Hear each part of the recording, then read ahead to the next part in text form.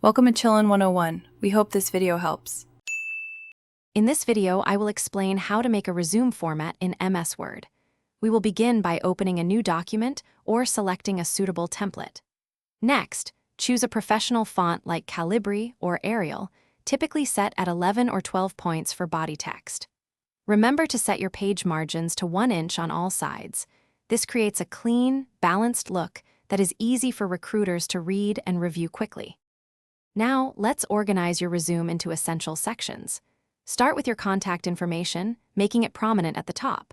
Follow this with a strong professional summary or a clear objective statement, highlighting your key skills. Next, detail your work experience, using powerful action verbs and quantifying your achievements whenever possible.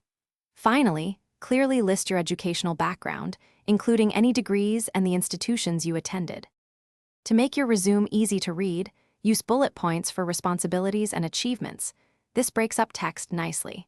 Maintain consistent headings and subheadings throughout the document for a professional and organized look. Crucially, ensure there is plenty of white space around your text. This prevents a cluttered appearance and improves readability. Always save your final resume as a PDF to lock in your formatting and ensure it looks the same on any device. Before sending, meticulously proofread your resume for any grammatical errors or typos. A flawless document is essential. Always tailor your resume to each specific job description, highlighting relevant skills and experiences. Aim for conciseness, ideally keeping your resume to 1 or 2 pages in length for most roles. Finally, ask a trusted friend or mentor to review your document. A fresh pair of eyes can catch things you might have missed. Thanks for watching. Consider subscribing if we helped you.